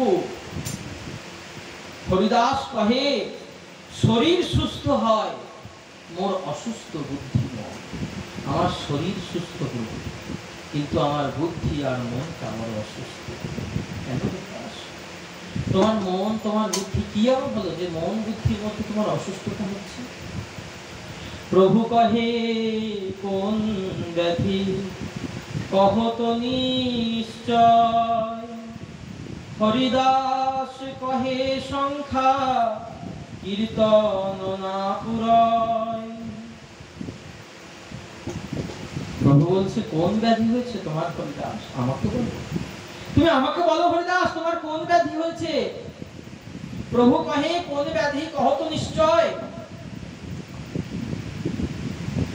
ইহ কহে, প্রভু আমি যে 3 লক্ষ হরিনামের ব্রত নিয়েছিলাম, 3 লক্ষ হরিনামের ব্রত পূর্ণ করতে পারছি না প্রভু, আমার 3 লক্ষ হরিনাম পূর্ণ হচ্ছে না। আমার পরাণ গৌরাঙ্গ, আরে আরে আমার পরাণ গৌরাঙ্গ, তারা দেহ ব্যাধি ব্যাধি না গণে, তারা কৃপার দান পরিমাণে, তারা দেহ ব্যাধি ব্যাধি না গণে, তারা ভজন বিঘ্ন ব্যাধি মানে, তারা দেহ ব্যাধি ব্যাধি না গণে। আমার পরাণ গৌরাঙ্গগণ এই দেহের ব্যাধিকে তারা ব্যাধি বলে মনে করেন না, দেহের ব্যাধিকে তারা কৃপার দান মনে করেন। তারা কোনটাকে ব্যাধি বলে মনে করেন? ভজন বিঘ্ন ব্যাধি মানে। আজকে যদি আমার গৌর ভজন না হয়, আজকে যদি আমার নামের মালায় নাম করা না হয়, আজকে যদি আমার হরিনাম করা না হয়, সেই দিনটাই তো আমার দুর্দিন। মেঘাচ্ছন্ন দিন নহে কহু দুর্দিন, হরি ভজন বিহীন যে দিন তারই তো কহে দুর্দিন। আজকে আমার ভালো ইনকাম হলো না, আজকে আমার দিনটা খারাপ গেল, আজকে আকাশ মেঘাচ্ছন্ন, আজকে আমার কিছু কাজ হলো না, সেইটা আমার খারাপ দিন গেল, এটা নয়। মেঘাচ্ছন্ন দিন নহে কহু দুর্দিন, হরি ভজনহীন দিন তারই কহে দুর্দিন। যেদিন হরি ভজন না হয় তারই তো দুর্দিন কয়। বলে তারই তো দুর্দিন কয়, যেদিন গৌর ভজন যেদিন না হয় তারই তো দুর্দিন কয়। গৌর ভজন যেদিন না হয় তারই তো দুর্দিন কয়। আমরা কি করি? হরিনাম আশ্রয় না করে সেই মায়ার কোলে মাথা দিয়ে, আসক্তির বালিশ মাথা দিয়ে মায়ার বিছানায় শুয়ে ঘুমায়। তবু একবারও কি মনে পড়ে না সারাদিন হাঁটিতে ফিরিতে কত পচাল পারিতে পারো, তাহার ভিতরে একবারও কি গোবিন্দ বলিতে নারো? নাম ভজ নাম চিন্ত নাম করো সার, নাম বিনে অলির জীবে গতি মহিলা। নাম করো নাম করো নাম করো, নাম ছাড়া তো কিছু হবে না। কারণ ভজনের শুরুর প্রথম ধাপই হচ্ছে হরিনাম। হরি নামের আশ্রয় না করলে ভজন শুরুই হবে না। মানে দীক্ষা নিয়েছি, দীক্ষা মন্ত্র নিয়েছি, কিন্তু নাম করছি না, বলে তাহলে তো হবে না। কারণ নামটাই তো আসল। কারণ কলিযুগের একমাত্র ধর্ম হরের নাম হরের নাম হরের নামৈব কেবলম, কলৌ নাস্তেব্য নাস্তেব্য নাস্তেব্য গতিরন্যথা। কলিযুগে একমাত্র গতি কি? হরিনাম, হরিনাম, কেবলই হরিনাম। হরিনাম ছাড়া কলিযুগে দ্বিতীয় কোনো পথ নেই। বলে হবে না, বলে দানে হবে না, বলে দানে হবে না, যজ্ঞে হবে না, ধ্যানে হবে না, অর্চনায় হবে না, সেবায় হবে না, কিচ্ছুতে হবে না। বিনা হরিনাম গ্রহণে, হরিনাম গ্রহণ করতে হবে, হরিনাম আশ্রয় করতে হবে। নামের আশ্রয় না করলে জীব কোনোদিন পবিত্র হতে পারবে না। নাম এমন কি করতে পারে, নামের এমন কি মাহাত্ম্য আছে, এমন কি নামের মাহাত্ম্য আছে যে নাম এমন কি ক্ষমতাধারী? বলছেন হরি নামে, হরি নামে তুমি যদি জপো হরি নামে, তবে তোমার বাড়ি হরি নামে। হরি নাম করলে তবে হরি নামবে, হরি নামে হরি নাম। হরি নাম আশ্রয় করলে তবে হরি নামবে, নাহলে নামবে না। কিরকম এক ঘটনা বলি। এক ব্যক্তি পাঠ করতে গেছেন বাংলাদেশ। যখন বাংলাদেশ পাঠ করতে যাবেন জমিদার বাড়িতে, সেইখানে গিয়ে নদীতে ঘাটেতে নৌকো আসবার কথা ছিল। তিনি একটু দেরি করে পৌঁছেছেন, তো নৌকো চলে গেছে। দেরি করে এসে নদীতে দেখছেন আর নৌকো নাই। একটা নৌকো, যে নৌকো মাঝিকে পাঠানোর কথা ছিল সে নাই, অন্য একজন আছে। তাকে ডেকে বলছেন, হ্যাঁ বাবা, রাত অনেক হয়ে গেছে, আমাকে একটু পৌঁছে দেবে ওপারে, আমি জমিদার বাড়িতে যাব। বলছে না না, এত রাত্রিতে আমি পার করবো না। বলছে ঠিক আছে, তুমি তো 5 টাকা নাও, তোমাকে 10 টাকা দেবো, তুমি তাতে আমার পার করে দাও। বলছে না, তাতেও আমি পার করে দেবো না, এত রাতে আমি নৌকা ছাড়বই না। তখন অগত্যা সেই ব্যক্তি বলছেন, আচ্ছা তোমাদের জমিদার বাড়িতে যে পাঠ করার কথা ছিল, নবদ্বীপ থেকে গোসাই পাঠ করতে আসবার কথা ছিল, জানো? বলছে হ্যাঁ জানি তো, নবদ্বীপ থেকে গোসাই প্রভুপাদ প্রাণগোপাল গোস্বামী পাঠ করতে আসবার কথা জমিদার বাড়ি। আচ্ছা, আমি সেই প্রভুপাদ প্রাণগোপাল গোস্বামী। তখন তড়িমড়ি করে নৌকো থেকে উঠে, হ্যাঁ আপনি প্রভুপাদ প্রাণগোপালের চরণে দণ্ডবাদ প্রণাম করে নৌকোতে পাটা পেতে, তাতে আসন পেতে জল দিয়ে ধুয়ে বলে, বাবা এতক্ষণ তোমাকে 5 টাকার জায়গায় 10 টাকা দিতে চাইলাম, তাতে তুমি আমাকে পার করলে না। আমি স্বয়ং এসে দাঁড়িয়ে রইলাম, তাতেও তুমি আমায় পার করলে না। যেই বললাম আমার নাম প্রভুপাদ প্রাণগোপাল গোস্বামী, অমনি তুমি আমাকে পার করে দেওয়ার জন্য একদম তড়িমড়ি করে লেগে পড়েছো। তাহলে কি স্বরূপটা যেটা পারলো না, টাকা যেটা পারলো না, মুখের কথা যেটা পারলো না, এক নামের মাহাত্ম্যে পার হলো। এইখানে নামের মহিমা। যেটা ভগবান পারেন না সেটা ভগবানের নাম পারে। লঙ্কায় যখন সেতুবন্ধ তৈরি করছিল হনুমানেরা, রামচন্দ্র বলছে তোমরা দেখি পাথর ভাসাচ্ছ, কি সুন্দর জলে পাথর ভেসে যাচ্ছে, আমি তাহলে একটা ফেলি। ভগবান রামচন্দ্র গিয়ে একটা পাথর নিয়ে যে জলে ফেলেছে, পাথর ভাসলো, পাথর কি হলো, নড়তে নড়তে নড়তে নড়তে জলে ডুবে গেল। তখন রামচন্দ্র লজ্জায় বলছেন, কি ব্যাপার, আমি পাথর ফেললাম, পাথর ডুবে গেল, তোমরা পাথর ফেলছো? আমরা তো পাথর ফেলছি না প্রভু, পাথরে তো তোমার নাম লিখে দিচ্ছি, তুমি যেটা পারো না তোমার নাম সেটা পারে, নাম তোমার থেকে বড় শক্তিধর।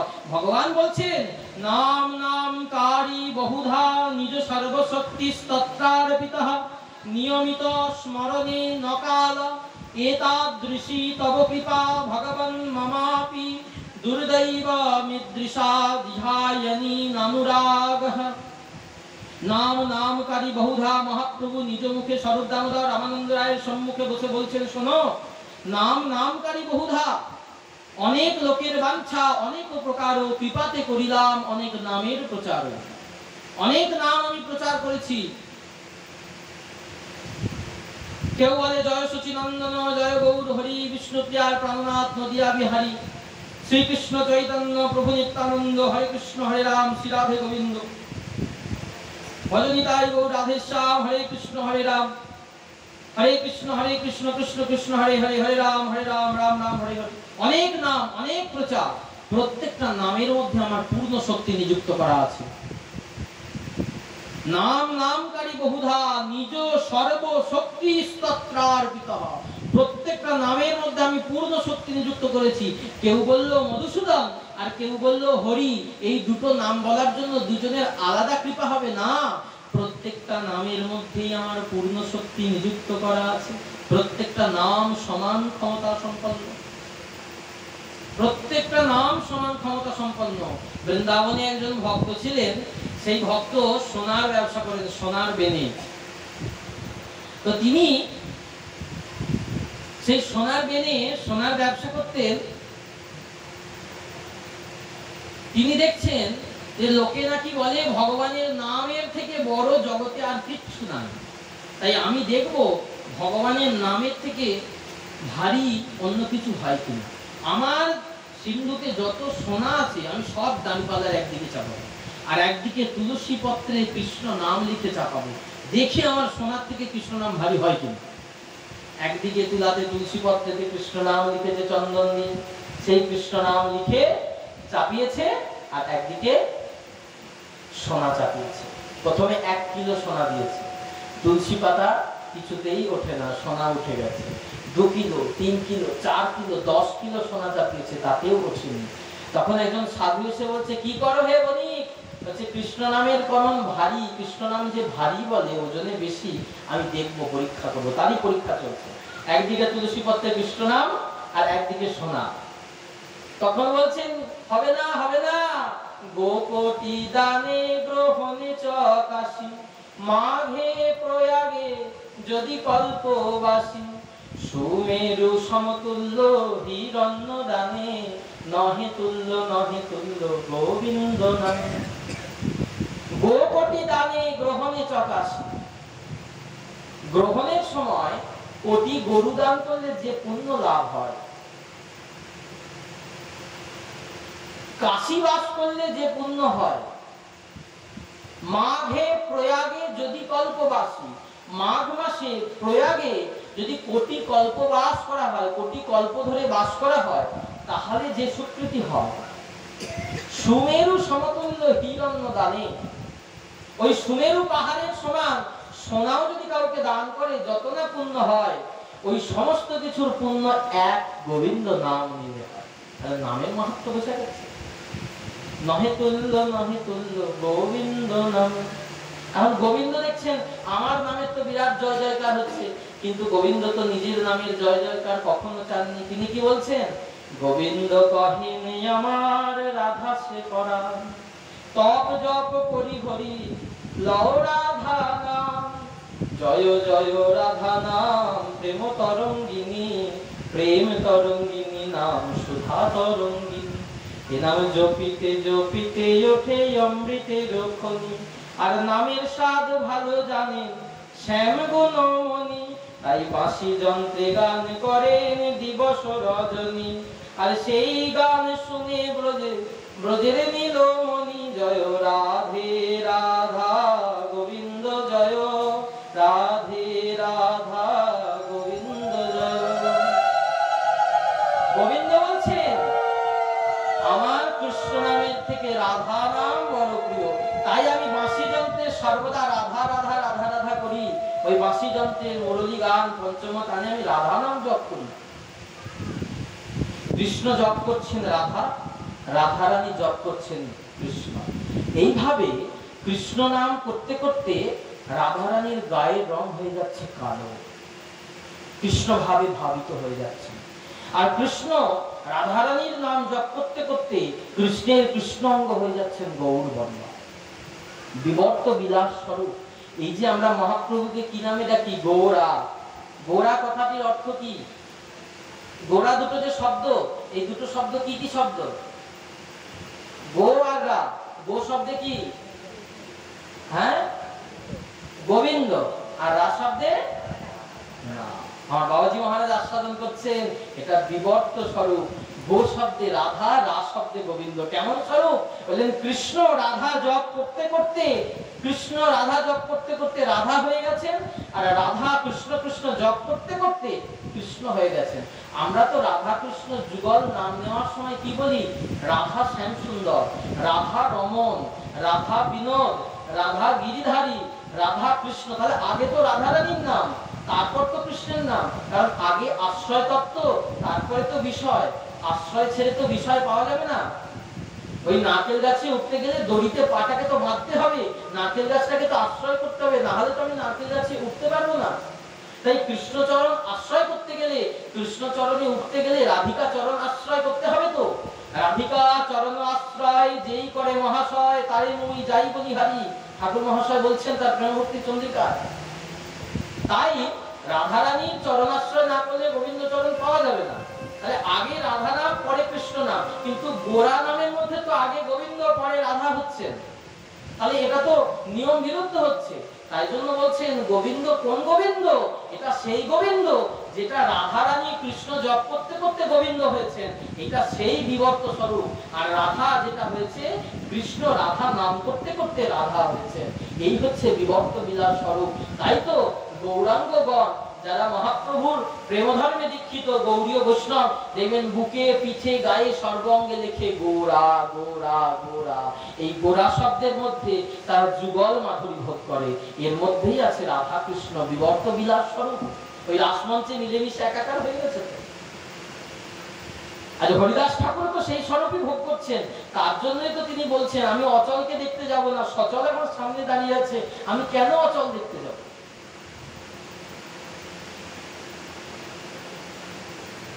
তাই নামের প্রতি আগ্রহ প্রকাশ করেছেন মহাপ্রভুর কাছে হরিদাস ঠাকুর, যে আমার সংখ্যা কীর্তন পূরণ হচ্ছে না প্রভু, আমি সংখ্যা কীর্তন পূরণ করতে পারিনি, তাই আমার দেহের ব্যাধি নয়, আমার ব্যাধি হচ্ছে মনে।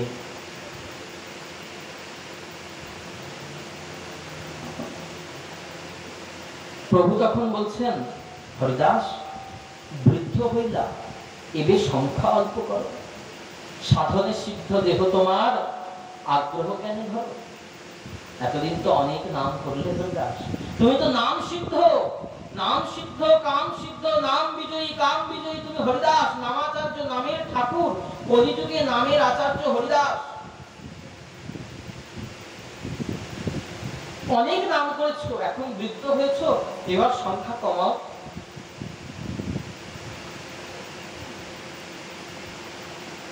আমাদেরকে যদি গুরুদেব বলে ঠিক আছে আর 16 মালা করে করতে হবে না, এবার থেকে 4 মালা করে জপ করবো, আমরা গুরুদেবকে কি বলবো? না গুরুদেব আমি 4 মালা না 16 মালাই করবো।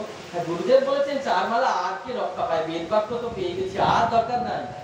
গুরুদেবের কাছে আর দরকার নাই, 4 মালা বলে দিয়েছে গুরুদেব যখন, আর 16 মালা দরকার নেই। কেন? বলে আমাদের নামের প্রতি আগ্রহ নেই, নামের প্রতি সেই আসক্তি নেই। নামের প্রতি নেশা করতে হবে, নেশাটা না থাকলে কখনোই হরিনাম হয় না। দেখবেন মাতালকে ঘরে বন্দি করেই রাখুন, আর মাতালকে যেভাবেই রাখুন, সুযোগ যদি পায় সে গিয়ে ঠিক সুরালয় যেখানে আছে, যেখানে সুরা পাওয়া যায়, মদ্য পাওয়া যায়, সেইখানে গিয়ে সে উপস্থিত হবেই, তার টান ওইখানে। আর যিনি নাম ভজনকারী, নাম সাধক, তিনি যেখানে যেভাবেই থাকুন, তার জিহ্বায়, তার স্মরণে, তার মননে নাম তিনি রাখবেন। নামকে স্মরণে মননে তিনি সর্বদা জপ করতে থাকবেন, অজপা নাম করতে থাকবেন, নামের স্মরণে থাকবেন। তাই বলছেন তুমি তো সিদ্ধ, তুমি কেন আর সাধন করবে? কারণ সাধন জগতের নিয়ম আছে। যারা ভক্তি মুক্তিকামী, যারা যোগ মার্গ, জ্ঞান মার্গ, বিভিন্ন মার্গে সাধন করে, তারা যত সিদ্ধ হয়ে যান সাধন কমে যায়। সিদ্ধ পুরুষ হয়ে গেলে সে আর সাধন করে না। কিন্তু গৌড়ীয় বৈষ্ণব জগতে আমার মহাপ্রভুর রাধা দাস্যে, এই যে ধর্ম, যেখানে রাধারানীর দাসী জ্ঞানে মঞ্জরি ভাব স্বরূপ নিয়ে, মঞ্জরি অভিমান নিয়ে যে রাধারানী সখীবৃন্দের চরণ সেবা, যুগলের সেবা, কবে হাম বৃষপুর বিশ্বভানুপুরে যাইব গোপের ঘরে, তনয়া হইয়া জনমিব, সেইখানে গিয়ে যাবটে আমার কবে এ পানি গ্রহণ হবে, দুই হাতে কবে আমি যুগল সেবিব। এই যে নরোত্তম দাস ঠাকুরের মুখের উল্লিখিত দেহের লালসা, যে আমি কবে যুগলের সেবা করব, কবে সখীর আনুগত্যে সেবা করব, এই সেবার জায়গায়, এই জায়গাতে কি হচ্ছে জানেন? আমাদের লালসাটা ওই ভক্তি মুক্তিকামী নয়, আমাদের লালসাটা হচ্ছে তার চরণে পরম সেবা। আর সেই সেবা করতে গেলে যত দিন যাবে, যত সাধন পক্ষ হবে, তত কি হবে? সাধন বাড়বে। তাই ঠাকুর মহাশয় বলেছেন, অপক্ষে সাধন রীতি, পাকিলে সে প্রেম ভক্তি, পক্কা পক্ষ এই মাত্র বিচার। অপক্ষে সাধন রীতি, যতদিন তোমার ভক্তিটা পক্ক না হচ্ছে, যতদিন তোমার প্রেম ভক্তি পাকা না হচ্ছে, কঠোর ভজন, কঠোর সাধন, নিয়ম করে সাধন করতে হবে। নিয়মিত স্মরণে নকাল, নিয়ম করে, নিয়মিত প্রতিদিন নিয়ম করে নাম করতে হবে। নিয়ম করে না করলে হবে না। মহাপ্রভু বলেছেন, ইহা গিয়া জপ সবে করিয়া নির্বন্ধ। নির্বন্ধ মানে কি? নিয়ম করে সংখ্যা মালা পূর্বক মহামন্ত্র সাধন করো। এটাই মহাপ্রভুর প্রচার, মহাপ্রভুর আদেশ। তাই যত আমরা সাধনের উচ্চ জগতে পৌঁছাবো, যতই দিন দিন সাধন আমাদের যত বাড়বে, যত সিদ্ধের দিকে এগিয়ে যাবেন সাধক, ততই তার সাধন বাড়তে থাকবে। তার মনে হবে আমার হলো না, আমার বুঝি হলো না, আমার বুঝি হলো না। এই প্রাকৃত জগতে যত খিদে পাবে, যত খাবে, তত খিদে কি কমবে। পেট ভরে গেলে মুখের সামনে এক বাটি পায়েস ধরলেও গোবরের মতো মনে হবে। যাবৎ সুদন্তি জঠরে জরঠা পিপাসা, তাবৎ সুখায় ননুভক্ষপে।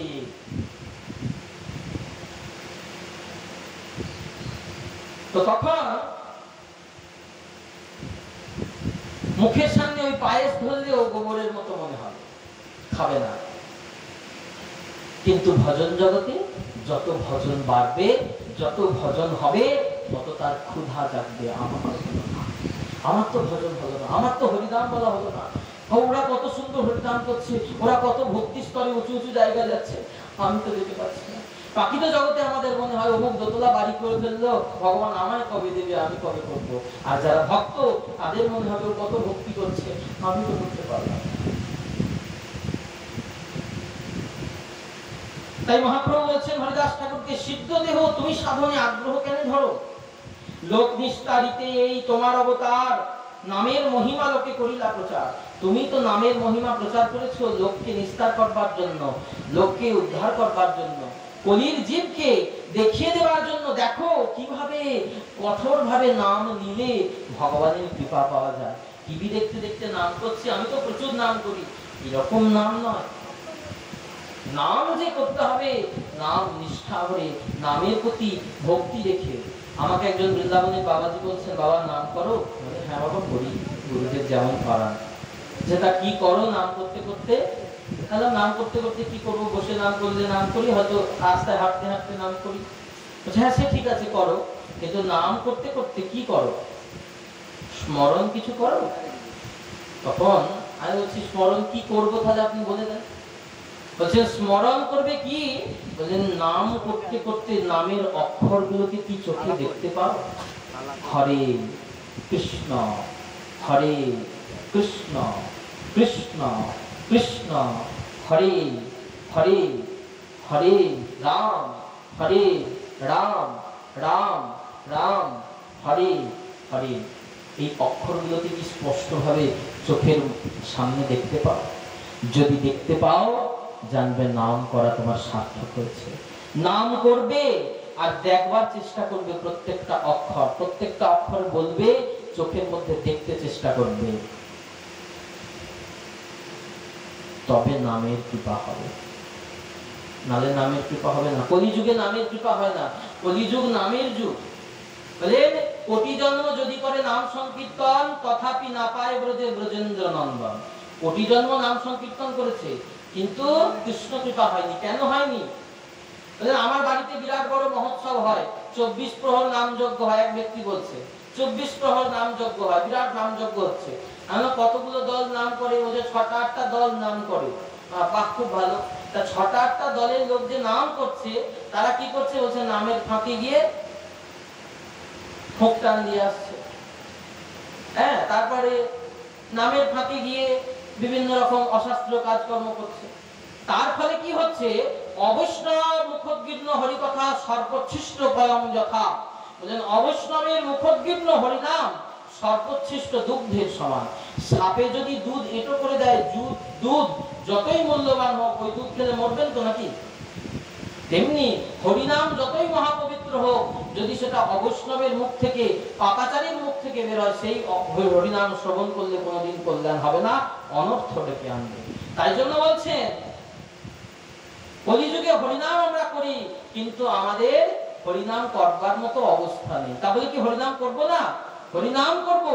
নাম করতে করতে আমরা শুদ্ধ হব, নাম করতে করতে শুদ্ধ হব। আর কেউ যদি মনে করি আমি কোনোদিনই শুদ্ধ হব না, যেমন চলছে এইভাবেই চলতে থাকবো, তাহলে কোনো কালেই হবে না। ওই কোটি জন্ম শ্রবণ কীর্তন করাই সার হবে, ব্রজে ব্রজেন্দ্র নন্দন পাওয়া যাবে না।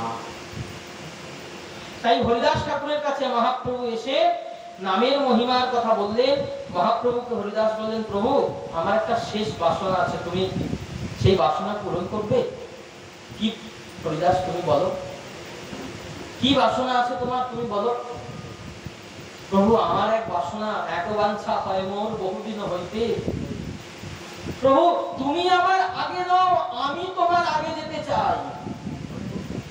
তুমি আমার আগে চলে যাবে, এই লীলা আমি ভোগ করতে পারবো না। তুমি জগতে নাই, এই জগৎ আমি দেখতে পারবো না, তাই তুমি যাওয়ার আগে আমি চলে যাব। হরিদাসকে বলছেন প্রভু, হরিদাসকে প্রভু বলছেন, তুমি কি করে জানলে হরিদাস আমি জগৎ ছেড়ে চলে যাব? বলে আমি সেদিন হতে জেনেছি, যেদিন সীতা নাথে তরজা শুনেছি, আমি সেদিন হতে জেনেছি। তুমি ফাঁকি দিয়ে লুকাইবে এই সুখের হাত ভেঙে যাবে। তুমি ফাঁকি দিয়ে লুকাইবে এই সুখের হাত ভেঙে যাবে।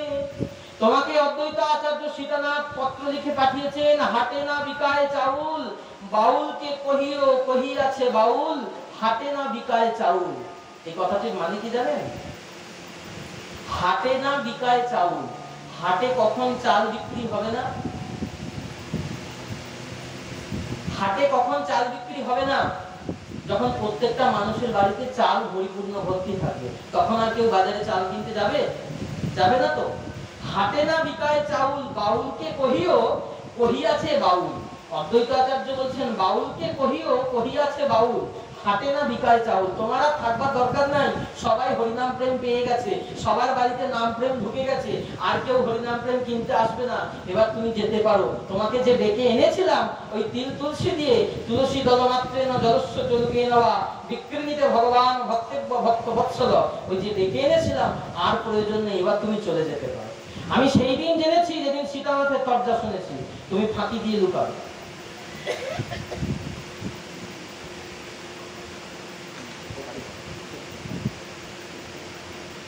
তুমি ফাঁকি দিয়ে লুকাবে,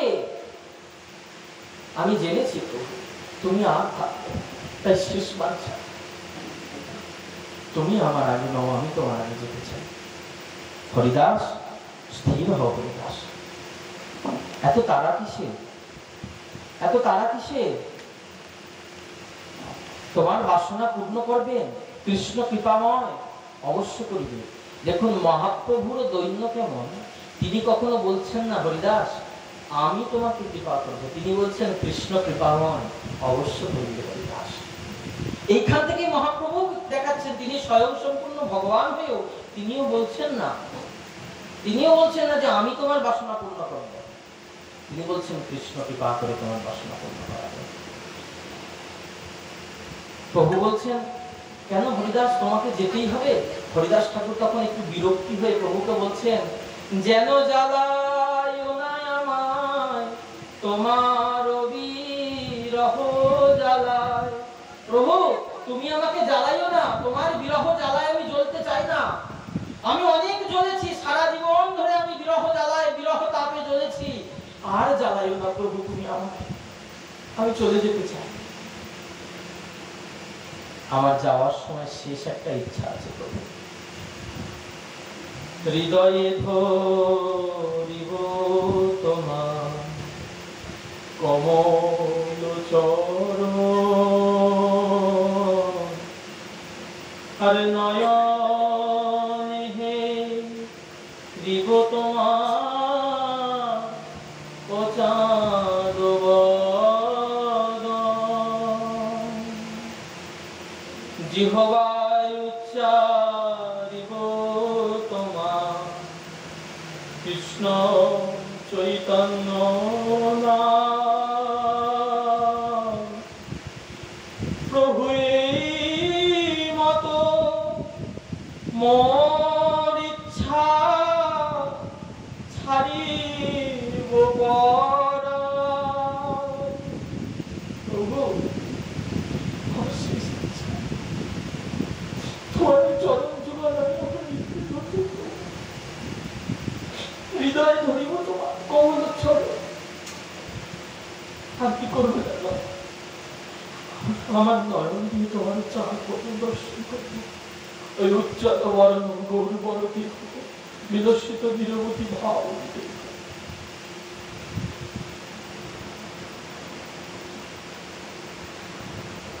জিহ্বায় উচ্চারিব তোমার কৃষ্ণ চৈতন্য নাম, এই মতো মোর ইচ্ছা ছাড়িব পরাণ। প্রভু আমার ইচ্ছা তোমার নাম ধরে আমি আমার পরাণ ছাড়বো। আমি যেন যেতে যেতে তোমার নাম করতে পারি, তোমার নাম ব্যতীত আমি আর অন্য কিছু চাই না। আমার এই মতো ছাড়ব পরাণ, আমি তোমার নাম লই ছাড়ব পরাণ।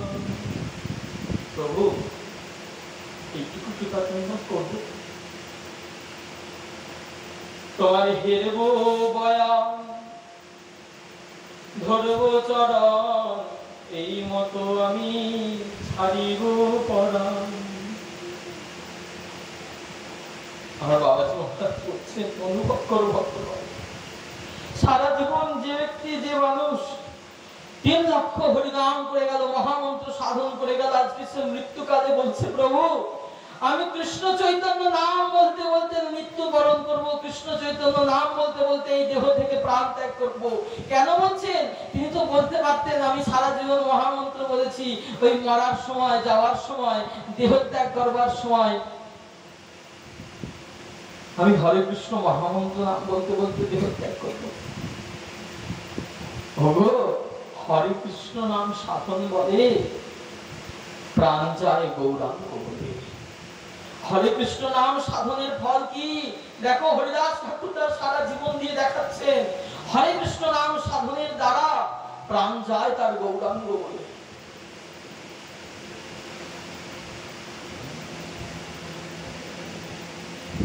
মহাপ্রভুর কাছে হরিদাস ঠাকুর বলছেন মোর এই নিজ দেহ যদি পরে তোমা আগে, এই বাঞ্ছা সিদ্ধি মোর তোমাতেই লাগে।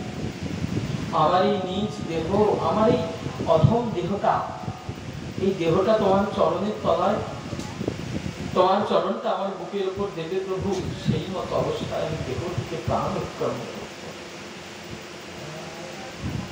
আমার তোমার মধুর নাম বলতে বলতে আমার দেহ থেকে প্রাণ উৎক্রমণ করবে। কারণ সর্ব আরাধ্য সার, সর্বলীলার সার, সেই সার বস্তু তো আমার মহাপ্রভু শ্রী গৌরচন্দ্র।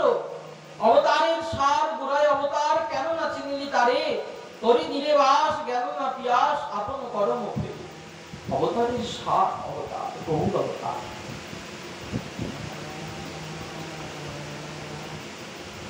প্রভু বলছেন কৃষ্ণ কৃপাময় তাহা অবশ্য করিবে, কিন্তু হরিদাস আমার যে কিছু সুখ সব তোমার হইয়া, আমার যা কিছু সুখ হরিদাস সব তো তোমাকে নিয়ে, তোমার যোগ্য নহে যাও আমারে ছাড়িয়া, তুমি আমাকে ছেড়ে যেও না হরিদাস। আজকে ভক্ত আমরা দেখেছি, ভক্ত প্রত্যেকটা জায়গায় ভগবানকে পাওয়ার জন্য কাঁদে। আজকে ভক্ত চলে যাচ্ছেন, ভগবান তার জন্য কাঁদছে, আর ভক্তকে বলছেন হরিদাস তুমি আমাকে ছেড়ে যেও না হরিদাস, তুমি যদি আমাকে ছেড়ে যাও আমার সব সুখ অসুখ হয়ে যাবে, সব সুখ চলে যাবে। কেন? প্রাণ গৌর আমার কিসে সুখী? প্রাণ গৌরের সুখ কোথায়? হরিদাস তারে কি সুখ দেয়? হরিদাস তারে নাম শুনিয়ে সুখ দেয়। একবার ভেবে দেখো, প্রাণ গৌর কে? সেই বিরোহিনী রাধা, সেই বৃন্দাবনের রাধা। কৃষ্ণ চলে গেছেন বৃন্দাবন ছেড়ে মথুরায়, আর রাধারানী সেই বিরহ দশা ভোগ করছেন।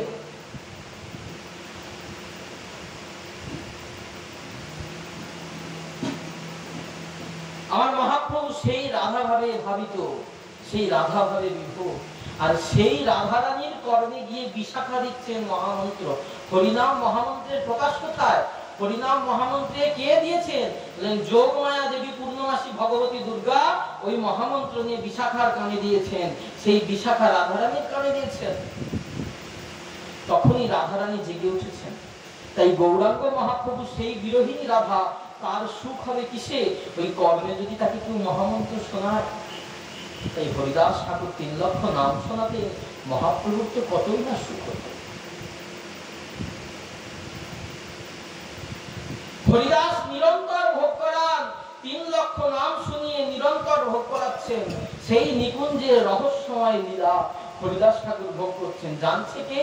বলেন 2 জন জানছেন, এক ভক্ত জানছেন, এক ভগবান জানছেন।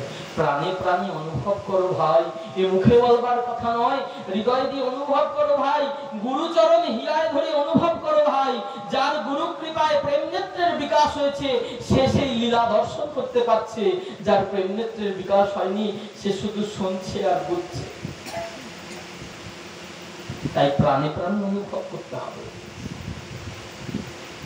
মহাপ্রভু চলে গেলেন সেই দিনকার মতো হরিদাসের কাছ থেকে। পরের দিন মহাপ্রভু মধ্যাহ্ন করে সমুদ্র স্নান করে হরিদাসের কাছে এলেন। চরণে ধরে হরিদাস বলছেন, প্রভু চরণে ধরি কহে হরিদাস, না করিহ মায়া, তোমার যোগ্য নহে যাও আমারে ছাড়িয়া। মোর শিরোমণি